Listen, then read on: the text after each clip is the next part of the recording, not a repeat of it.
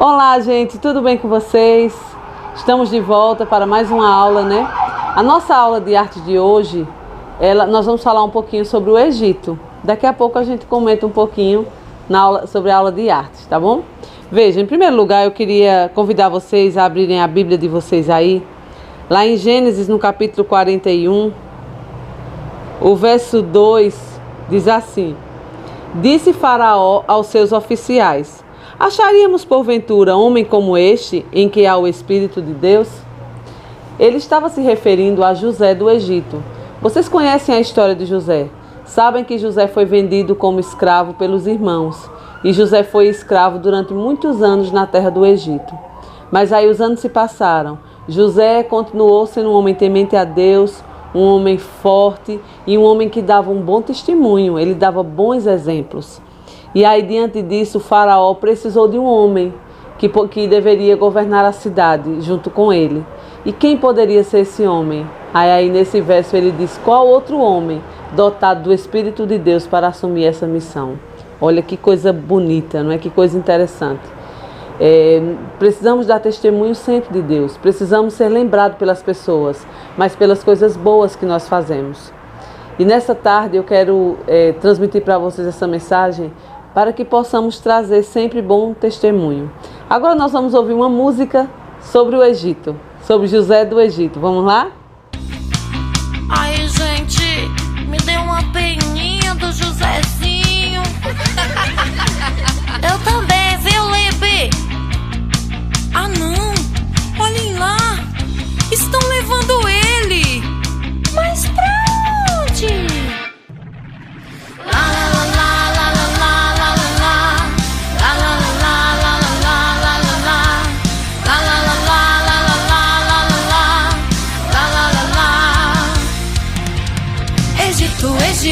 Egito, foi pra lá que levaram José. Egito, onde ele mostrou sua fé. Egito, foi pra lá que levaram José. Egito,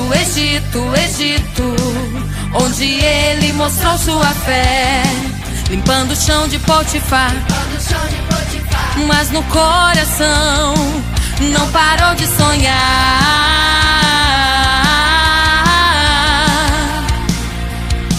Limpando o chão de Potifar, mas no coração não parou de sonhar.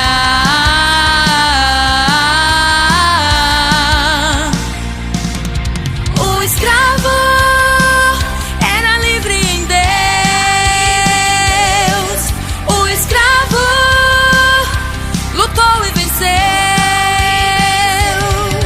O escravo Deus abençoou. Em pouco tempo ele prosperou. Egito, foi pra lá que levaram José. Egito, onde ele mostrou sua fé. Egito, foi pra lá que levaram José. Egito, onde ele mostrou sua fé. Limpando o chão de Potifar, mas no coração não parou de sonhar.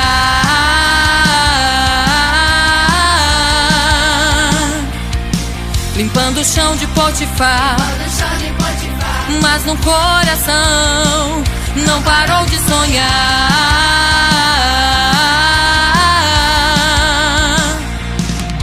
O escravo era livre em Deus. O escravo lutou e venceu. O escravo Deus abençoou. Em pouco tempo ele prosperou. Ele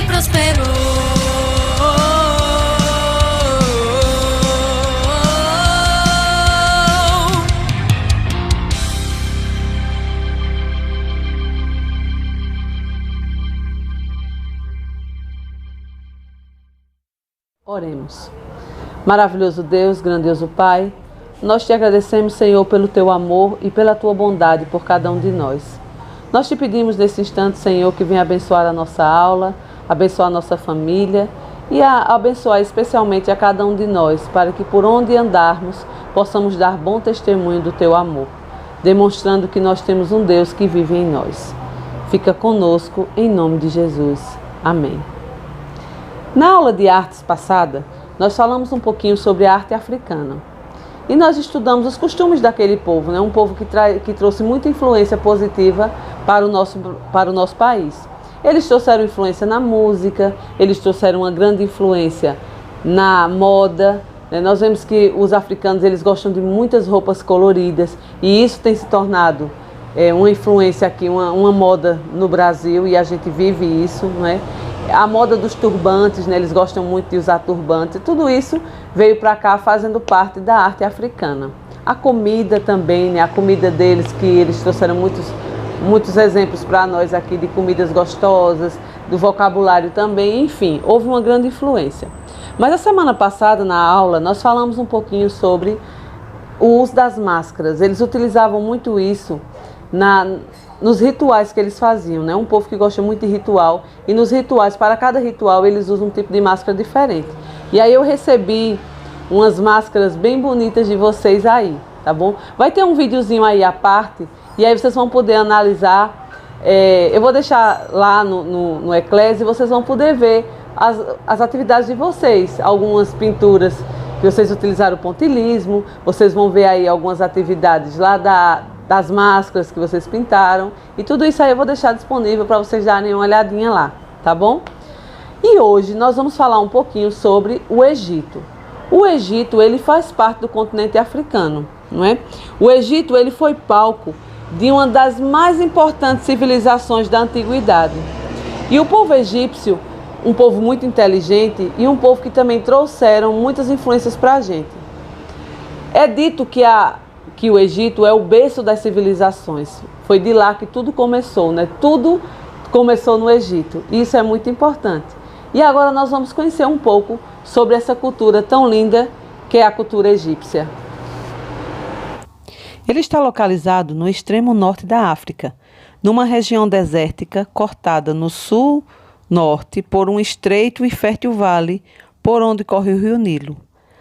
A vida às margens do rio Nilo era regada pelos ciclos das cheias, que ao voltarem ao normal, deixava o solo recoberto com um limo muito fértil que facilitava a prática da agricultura. Formado a partir da mistura de diversos povos, a população era dividida em vários clãs, organizados em comunidades chamadas monos, que funcionavam como se fossem pequenos estados independentes.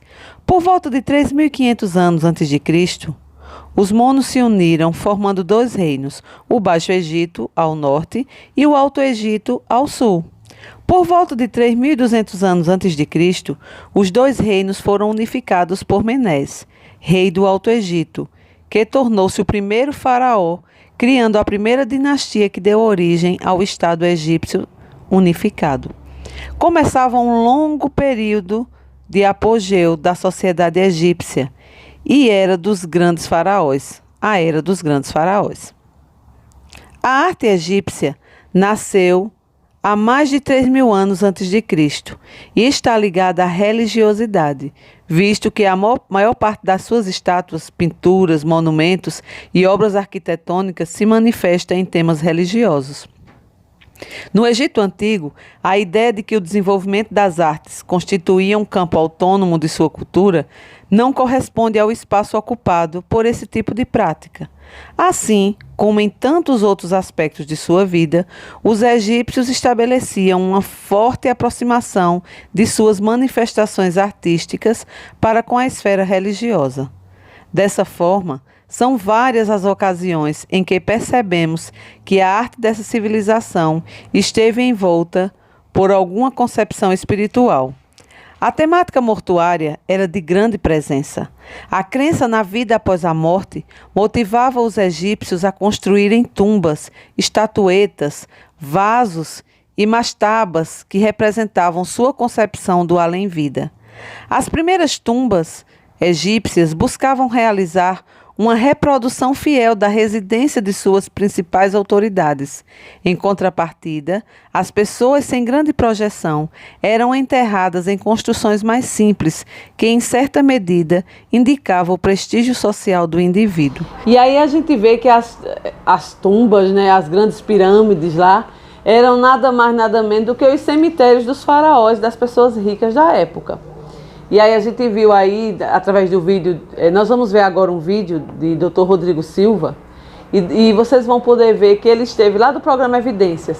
Ele esteve, né, em algumas pirâmides, algumas tumbas dos faraós, alguns cemitérios dos faraós, e ele viu de perto as lindas pinturas que existem nas paredes. Eles eram um povo muito detalhista, um povo muito criativo, e eles colocavam muitas coisas, né? As tumbas deles tinham que estar perfeitamente lindas para que quando eles fossem enterrados, porque como eles acreditavam que eles iam voltar, que eles iam ressurgir, então eles queriam ao voltar encontrar tudo ali bem lindo, né? Era pintado nas paredes das tumbas a história de todos os principais acontecimentos do Egito. Por quê? Eles acreditavam que quando eles ressuscitassem lá, eles iam poder relembrar de todos os eventos que aconteceram no Egito. Mesmo depois que eles morreram, as pessoas tinham essa missão de cada acontecimento novo que tinha no Egito ir lá e pintar, para que eles, quando ressuscitassem, eles pudessem ver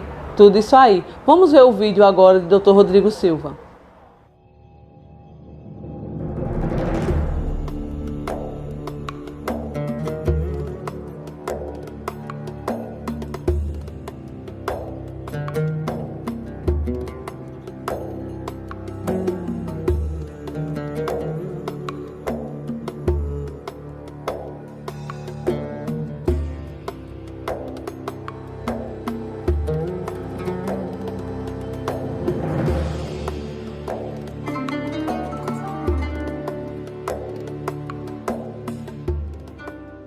Olá, vocês também estão aí?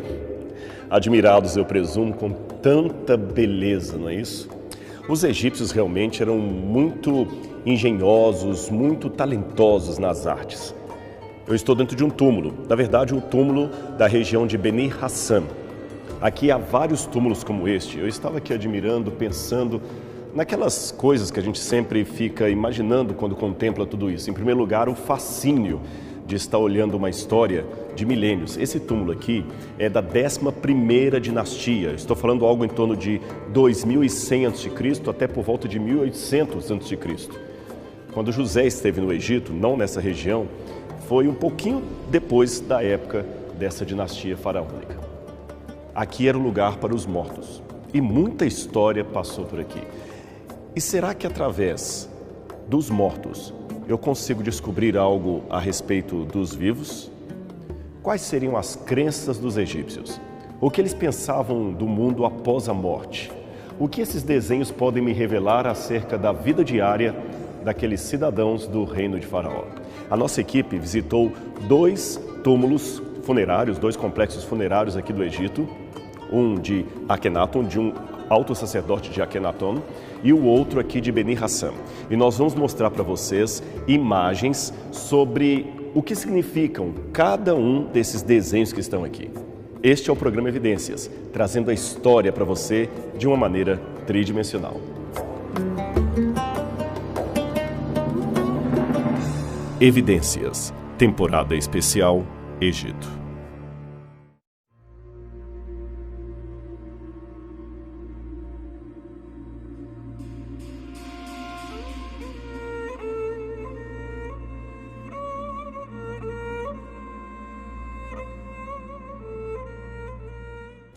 Então vamos começar agora a nossa explicação a respeito de cada um dos detalhes dessa tumba. Desenhos que foram feitos, eu repito, há milhares de anos, pelo menos 4.100 anos no passado.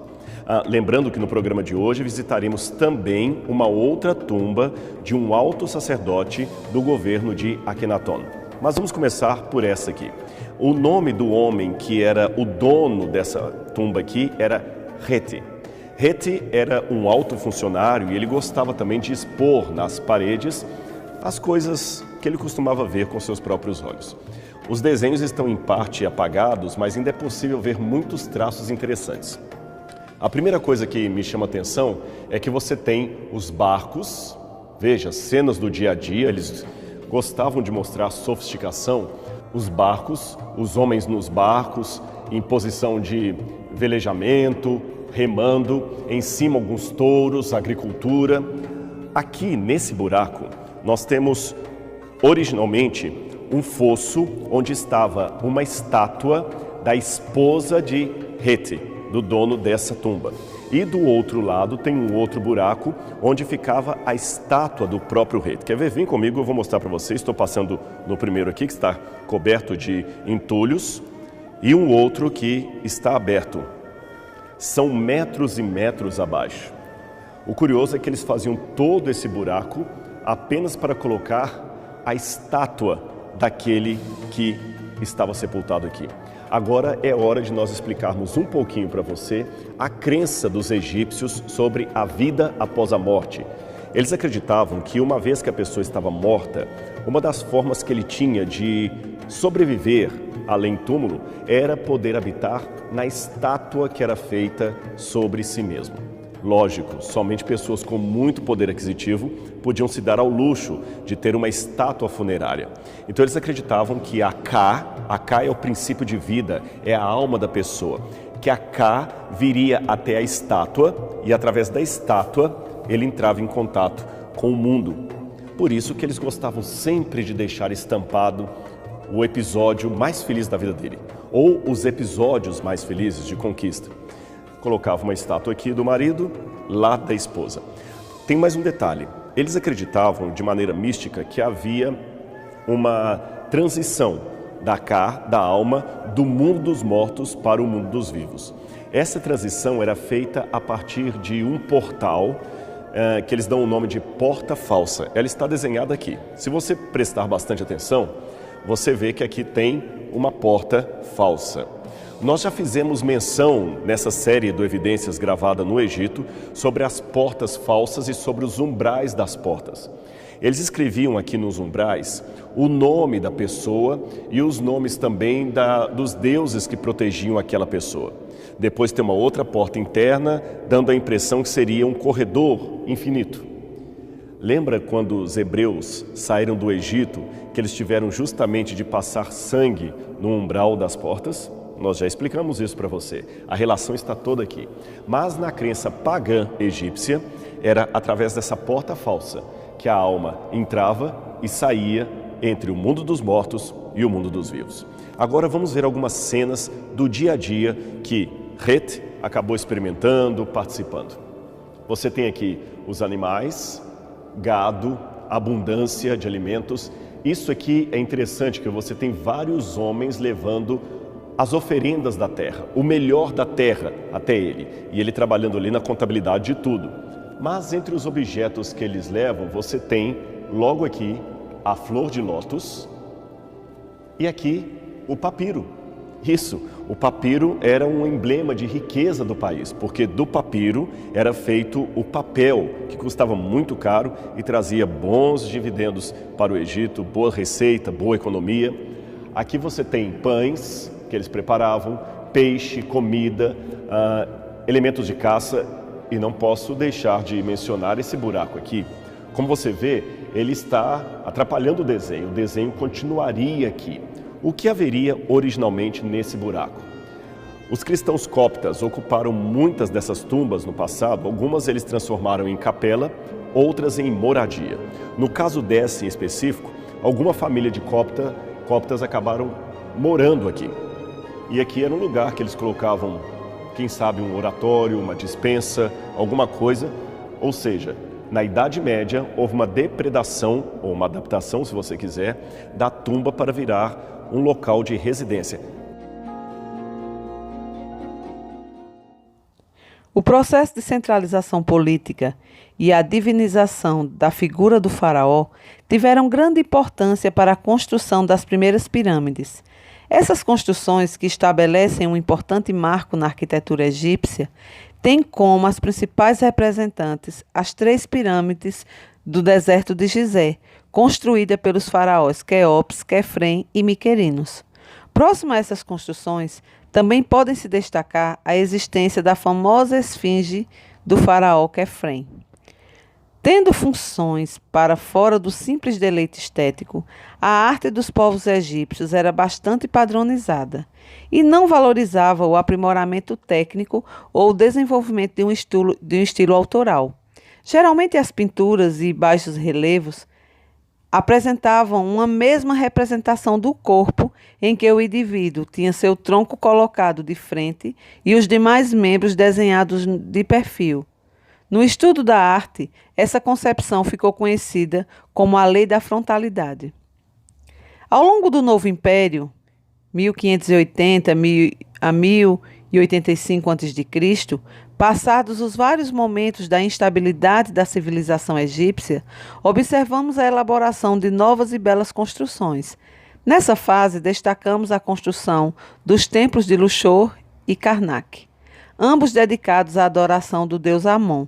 No campo da arte funerária, também podemos salientar o templo da rainha Hatshepsut e a tumba do jovem faraó Tutankhamon, localizado no Vale dos Reis. A escultura egípcia, ao longo do seu desenvolvimento, encontrou características bastante peculiares. Apesar de apresentar grande rigidez na maioria de suas obras, percebemos que as estátuas egípcias conseguiam revelar riquíssimas informações de caráter étnico, social e profissional de seus representados. No governo de Amenófis IV, temos uma fase bastante distinta, em que a rigidez da escultura é substituída por impressões de movimento. Passado o governo de Tutankhamon, a arte egípcia passou a ganhar forte e clara conotação política.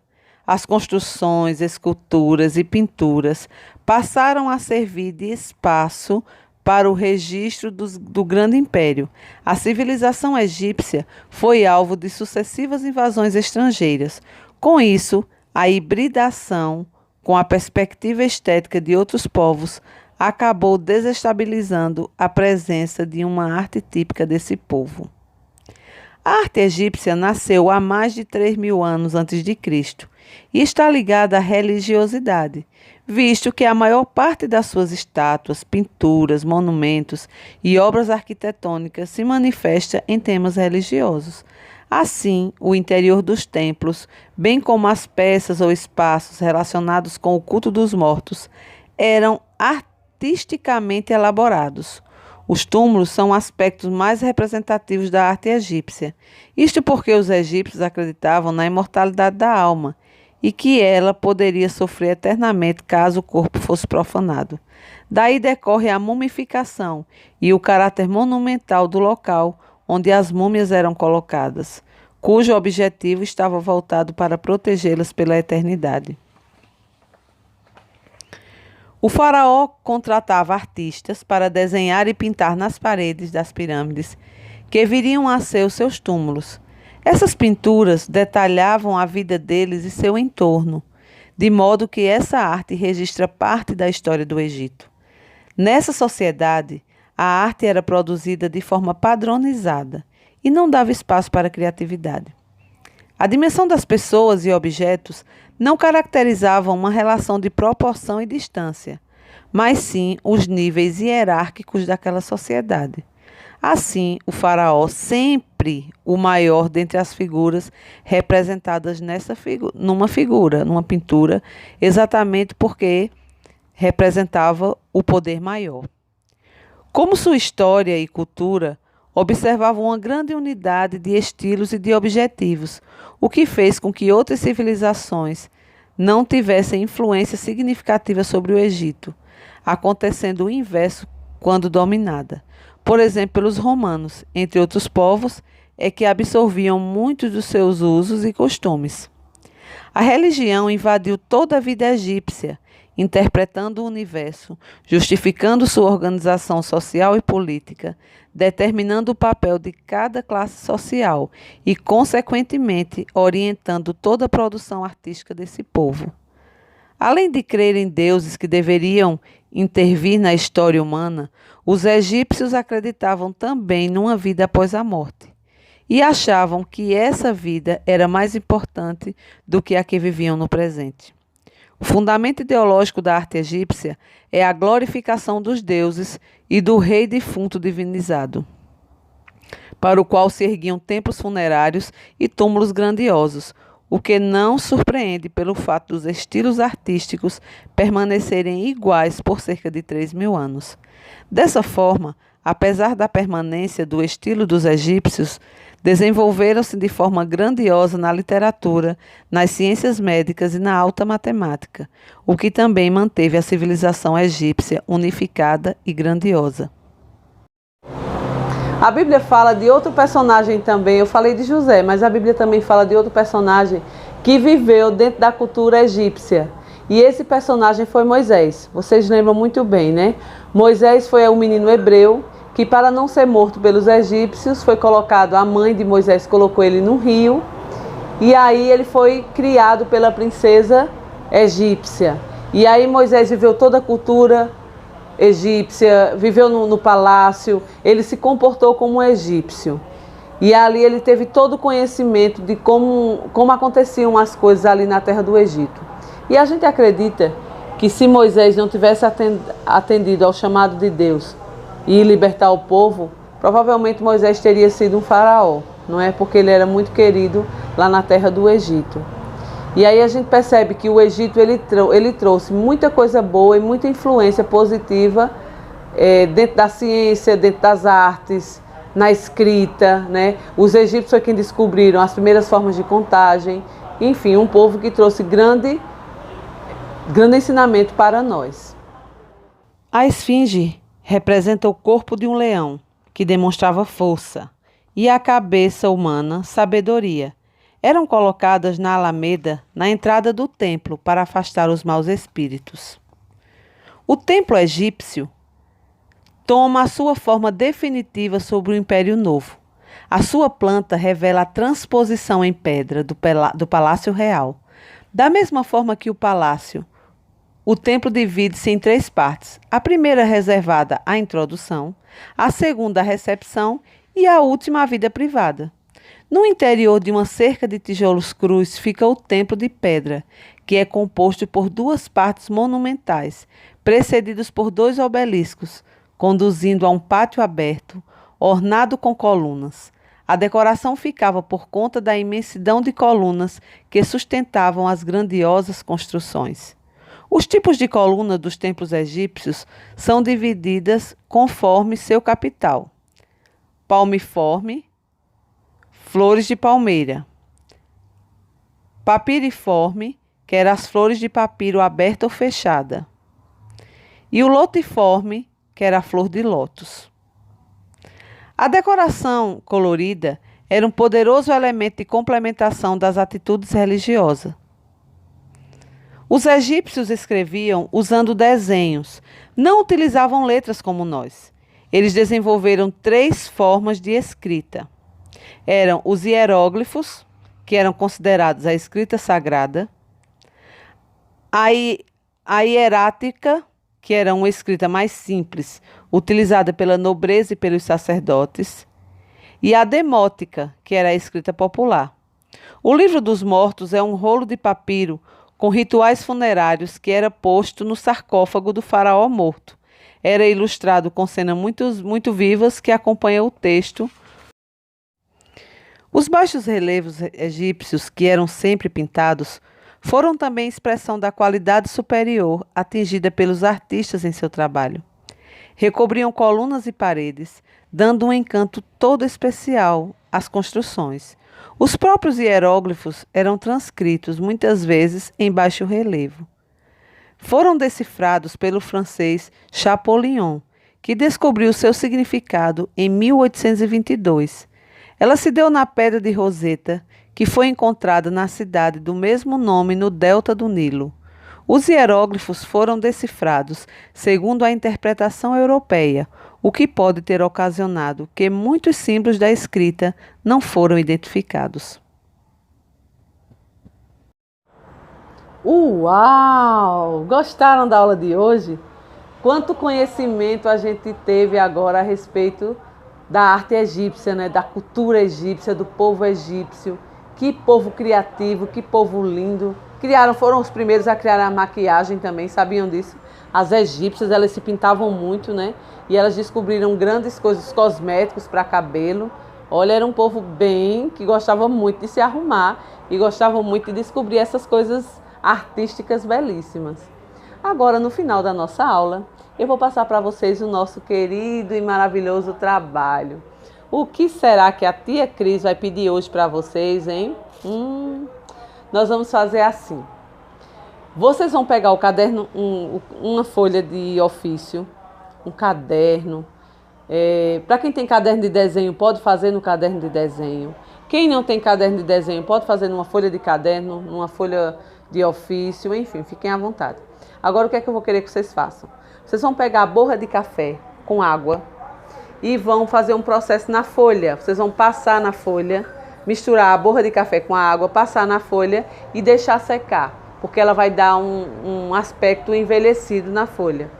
E aí você vai pesquisar lá na internet alguns hieróglifos, aquelas linguagens, né, que eles colocavam, aquelas pinturinhas lá, aqueles desenhos egípcios. E vocês vão fazer numa folha aí, na folha de vocês aí, alguns hieróglifos egípcios, para que vocês possam ver aí bem bonito a forma criativa como eles faziam. Então pesquisem aí, façam essa atividade bem bonita, tira foto e manda para mim para a gente mostrar na outra aula, tá bom? Beijo para vocês, gente, e até mais!